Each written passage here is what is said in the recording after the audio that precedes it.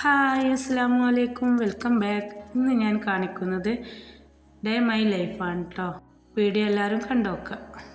അന്നത്തെ ദിവസത്തില്ലേ ഒരു കല്യാണത്തിന് പോകാനുണ്ടായിരുന്നു, പിന്നെ ഒരു ചട്ടിപ്പത്തിരി ഉണ്ടാക്കി കൊടുക്കാനുണ്ടായിരുന്നു. അപ്പം ഞാൻ ആദ്യം തന്നെ വീട്ടിലെല്ലാ പണികളും കഴിഞ്ഞതിന് ശേഷമാണ് കേട്ടോ ഞാനിതിന് നിന്നത്. ആദ്യം തന്നെ ഞാനില്ലേ പത്തിരി പരത്തിയെടുക്കാമെന്ന് വിചാരിച്ചിട്ട് ചട്ടിപ്പത്തിരി ഉണ്ടാക്കാണ്ടെന്ന് പറഞ്ഞിട്ടില്ലേനോ, അതിനുള്ള പത്തിരി ഉണ്ടാക്കാൻ വേണ്ടിയിട്ട് പത്തിരി ചെറിയ പത്തിരിയാക്കി ആദ്യം പരത്തി വെച്ചതിന് ശേഷം അതിൻ്റെ മേലെ കുറച്ച് എണ്ണ ഒഴിച്ച് പൊടിയിട്ട് വീണ്ടും പത്തിരി വെച്ച് അങ്ങനെ 3 പത്തിരി വെച്ചിട്ട് ഇങ്ങനെ പരത്തി എടുത്തിട്ടുള്ളതാണ് കേട്ടത്. ഇതിന് ചുട്ടെടുക്കുകയാണ് ചെയ്യുന്നത്. ചുട്ടെടുത്ത് അതിങ്ങനെ ഓരോന്നായി ഇങ്ങനെ പൊളിച്ചെടുക്കുക. അങ്ങനെ എടുക്കുമ്പോൾ കനം കുറഞ്ഞ പത്തിരിയായി കിട്ടും കേട്ടോ. അതിന് വേണ്ടിയിട്ടാണ് കേട്ടോ അങ്ങനെ ചെയ്യുന്നത്. വലിപ്പം കിട്ടുകയും ചെയ്യും, നൈസായി കിട്ടുകയും ചെയ്യും. അതിന് വേണ്ടിയിട്ടാണ് കേട്ടോ അങ്ങനെ എടുക്കുന്നത്. അങ്ങനെ ആ പത്തിരി ഇങ്ങനെ അതിൽ പൊളിച്ചെടുക്കുകയാണ്. അങ്ങനെ മുഴുവൻ പത്തിരി ചുട്ടിട്ടുണ്ട്. ഇത് മുഴുവനായിട്ടൊന്നും ഞാൻ കാണിക്കണില്ല. ഇനി നമ്മൾ സമൂസ ഒക്കെ ഉണ്ടാക്കുന്ന ഫില്ലിംഗ് ഇല്ലേ, അതുപോലത്തെ ഫില്ലിംഗ് ആണ് കേട്ടോ അതിന് വേണ്ടിയിട്ട് ഉണ്ടാക്കാനുള്ളത്. അതിന് വേണ്ടിയിട്ട് ഞാൻ 1 കിലോൻ്റെ അടുത്ത് സവാള എടുത്തിട്ടുണ്ട്. ഇത് എനിക്ക് കുറച്ച് വലിയ ചട്ടിപ്പത്തിരി ആയിരുന്നു ഓർഡർ ഉണ്ടായിട്ടുണ്ടായിരുന്നത്. അതുകൊണ്ട് പിന്നെ 10 ഇഞ്ചിൻ്റെ പാത്രത്തിലാണ് അത് ഉണ്ടാക്കുന്നത്. അപ്പം അത്രയും വട്ടത്തിലുള്ള പത്തിരിയാണ് ഉണ്ടാക്കിയിട്ടുള്ളത്. റൗണ്ട് ശരിയാവാൻ വേണ്ടിയിട്ട് കട്ട് ചെയ്തെടുത്തതാണ്. അങ്ങനെ എല്ലാം കട്ട് ചെയ്തെടുത്തിട്ടുണ്ട്. ഫില്ലിങ് ഉണ്ടാക്കാൻ വേണ്ടിയിട്ട് ഞാൻ സവാള അരിഞ്ഞത് ചട്ടിയിലേക്ക് ഇട്ട് കൊടുക്കുകയാണ്.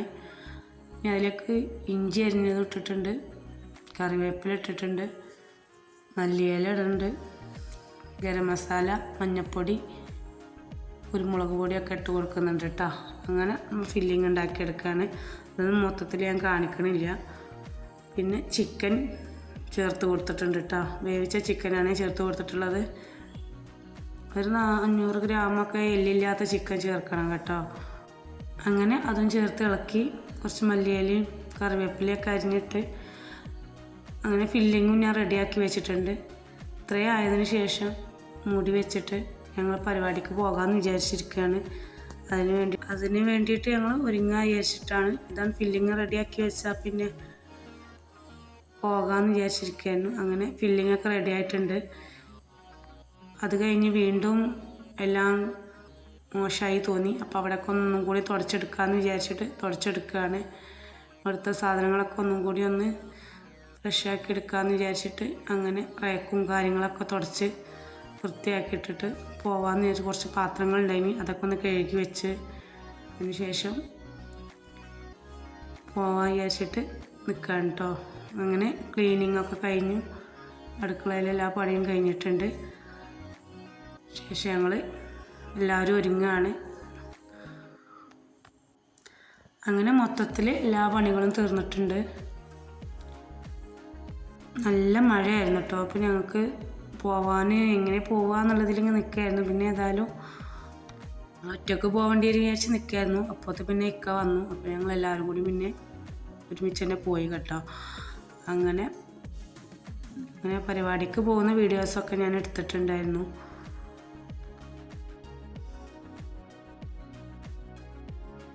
കീശ്ശേരി ഗ്രേസ് മാളിൽ വെച്ചിട്ടാണ് കേട്ടോ വിവാഹം. അങ്ങനെ അങ്ങോട്ട് പോവുകയാണ്.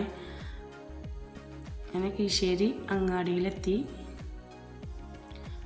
അങ്ങനെ പോയിക്കൊണ്ട് നിൽക്കുകയാണ്. പിന്നെ ഓഡിറ്റോറിയത്തിൻ്റെ അവിടെ എത്തി. ഓഡിറ്റോറിയത്തിലേക്ക് കയറുകയാണ് കേട്ടോ. എല്ലാവരും അവിടെ എത്തി. അവിടെ കല്യാണത്തിൻ്റെ ഡ്രിങ്ക്സൊക്കെ കുടിച്ച് അതിനുള്ളിലേക്ക് കയറി.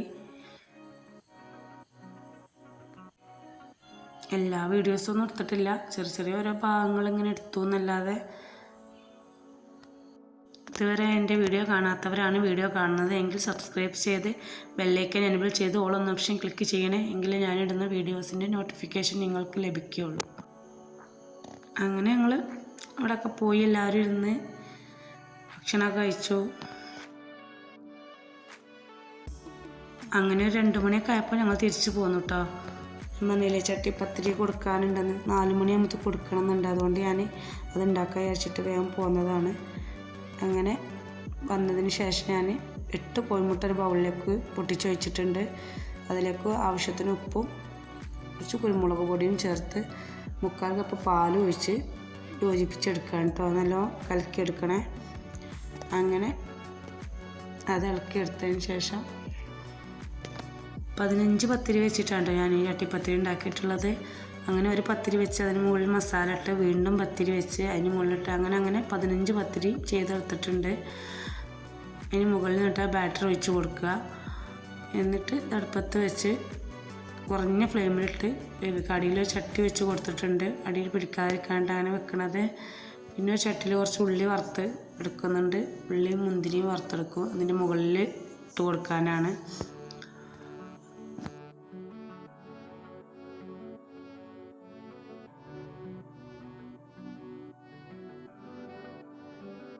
അങ്ങനെ ചട്ടിപ്പത്തിരിയൊക്കെ കൊണ്ടുപോയി കൊടുത്തൊക്കെ ചെയ്ത് പിന്നെ അന്ന് രാത്രിയൊക്കെ ഞങ്ങൾ ബ്രോസ്റ്റ് ഓർഡർ ചെയ്തിട്ടുണ്ടായിരുന്നു. അത് വാങ്ങിക്കൊണ്ടിട്ട് അതാണ് കേട്ടോ കുബൂസും ബ്രോസ്റ്റും അന്ന് കഴിച്ചിട്ടുണ്ടായിരുന്നത്. അങ്ങനെ ഞങ്ങൾ ബ്രോസ്റ്റ് കഴിച്ചു. ഇന്നത്തെ വീഡിയോ അത്രയേ ഉള്ളൂ. എല്ലാവർക്കും ഇഷ്ടമായെന്ന് വിചാരിക്കുന്നു. ഇഷ്ടമായെങ്കിൽ ലൈക്ക് ചെയ്യുക, കമൻറ്റ് ചെയ്യുക. ഇൻഷാ അല്ലാഹ് അടുത്ത വീഡിയോയിൽ കാണാം. Bye bye.